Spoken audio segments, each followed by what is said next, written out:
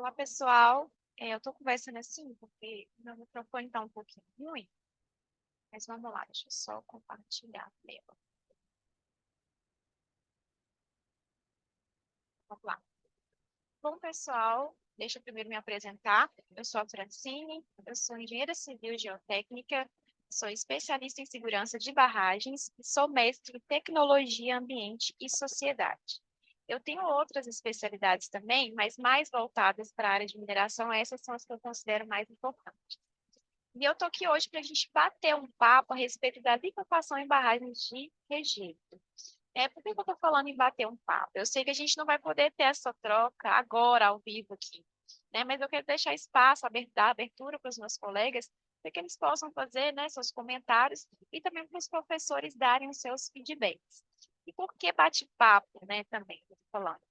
Mas porque eu quero trazer assuntos que são mais interessantes a respeito do fato, assuntos que fogem um pouco do conteúdo que a gente estudou, né? Porque eu tenho certeza que todo mundo já leu, já estudou, já assistiu às aulas da professora. Então, eu me propus a trazer assim, assuntos que vão um pouquinho além daquilo que a gente estudou na nossa disciplina sobre liquefação em barragens de regime. Bom, quando a gente fala em liquefação, principalmente quem é da área de mineração, é impossível a gente não lembrar da barragem de Brumadinho, né, do rompimento aí que aconteceu em 25 de janeiro de 2019. Foi o rompimento da barragem da mina Córrego do Feijão. Esse rompimento causou aí cerca de 270 mortes, né?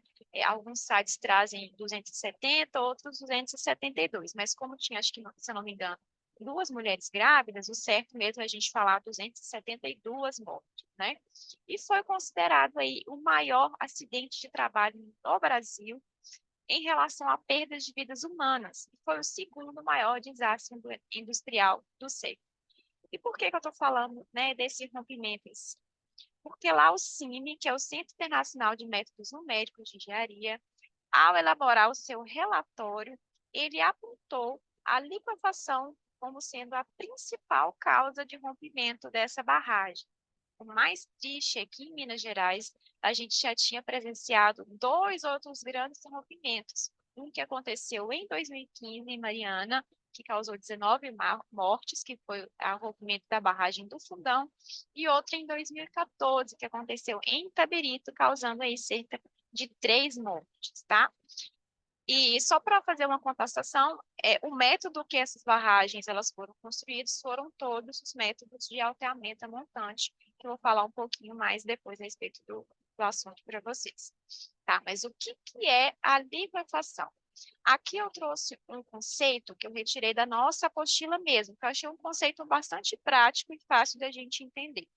Então, ele nos diz o seguinte, que ocorre quando as partículas sólidas elas passam a apresentar um comportamento de um fluido, devido aí à ação, à presença de água, que vai gerar pressões negativas, anulando a aderência entre as partículas, né? Para a gente entender isso, basta a gente lembrar lá das propriedades da água. Eu tenho certeza que todo mundo já deve ter feito química ou biologia e estudou lá um pouquinho sobre as propriedades da água. Aqui eu não posso adentrar muito especificamente sobre o tema, até porque o tempo que a gente tem é um pouco corrido. Mas, de uma maneira geral, basta a gente pensar sobre o intemperismo químico. E aí vem aquele ditado, né? Que fala o seguinte: água mole, pedra dura, tanto bate até que fura. E de fato isso acontece, né? O temperismo químico, o principal agente que a gente tem é a água, e ela é capaz de causar hidrólise, que é a quebra de partículas, hidratação, quando ela atrai partículas para si, a água tem dois polos, o positivo e o negativo. Então, boa parte das partículas que a gente tem no nosso planeta vão ser atraídas pela água, e ela também é capaz de causar a dissolução. Ela é um solvente universal.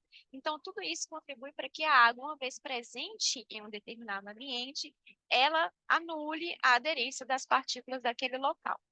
No caso de barragens de rejeito, a liquefação ela pode acontecer de duas maneiras, né?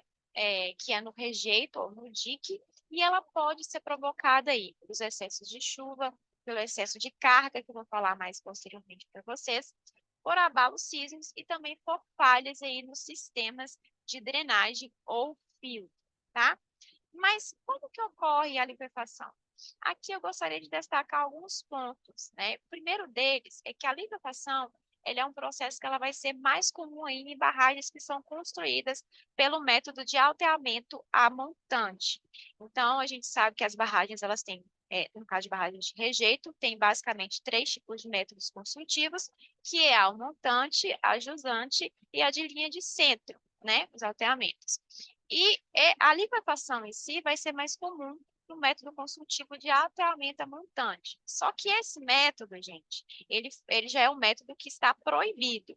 Então, a nossa Agência Nacional de Mineração, lá em 2019, primeiro na resolução número 4 e depois na resolução número 13, ela proibiu totalmente a construção de barragens por esse método de alteamento a montante. Ou seja, a gente não pode mais construir pelo método de alteamento a montante. E ela ainda deu um prazo para que essas barragens que foram construídas por meio desse método, elas sejam descaracterizadas, tá? Então, só isso que eu gostaria de destacar aqui para vocês. Tá, mas como que ocorre esse processo? Basta a gente pensar da seguinte maneira. Vamos pensar numa massa composta aí por areia fofa, né? E aí eu gostaria que vocês olhassem um pouquinho aqui para a figura.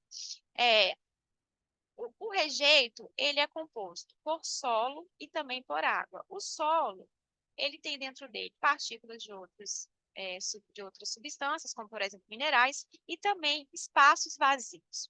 Quando a gente pensa em uma massa de areia fofa, que ela está preenchida de água nos seus vazios, se a gente submete uma carga sobre essa massa, o que, que vai acontecer? Essa carga tende a reduzir o volume dessa massa, certo?